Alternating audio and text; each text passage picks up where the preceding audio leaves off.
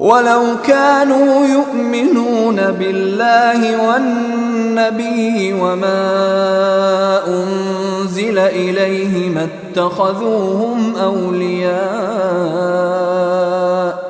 اتَّخَذُوهُمْ أَوْلِيَاءَ وَلَكِنَّ كَثِيرًا مِّنْهُمْ فَاسِقُونَ۔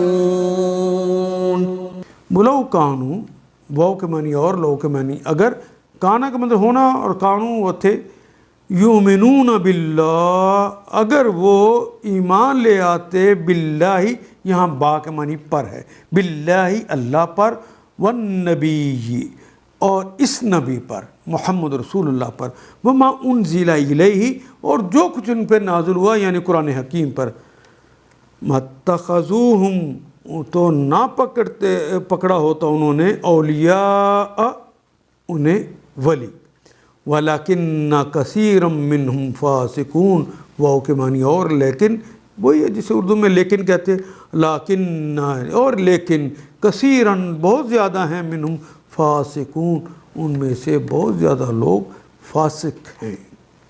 وَلَوْ كَانُوا يُؤْمِنُونَ بِاللَّهِ اگر فی الواقع یہ لوگ اللہ اور پیغمبر اور اس چیز کے ماننے والے ہوتے جو پیغمبر پر نازل ہوئی تھی تو کبھی اہل ایمان کے مقابلے میں کافروں کو اپنا رفیق نہ بناتے مَتَّخَذُوهُمْ اولیاء تو انہیں کبھی اپنا دوست نہ بناتے وَلَكِنَّ كَثِيرًا مِّنْهُمْ فَاسِقُونَ مگر ان میں سے بیشتر لوگ خدا کی اطاعت سے نکل چکے ہیں۔ ایک منٹ کے لیے رک کر دیکھ لیجئے کہیں میں اور آپ میرے اور آپ کے حکمران اس آیت کا مصداق غیروں کو تو انہیں اپنا دوست نہیں بنا چکے اور مسلمانوں کے مقابلے پہ بنا چکے۔ ان میں سے اکثر لوگ فاسق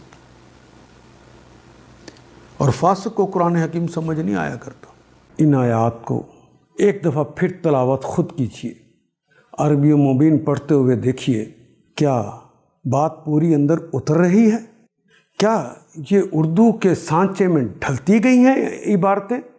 اگر بات سمجھ آنی شروع ہو گئی تو الحمدللہ یہی ہمارا ہدف ہے اور یہ ہدف پورا ہو گیا۔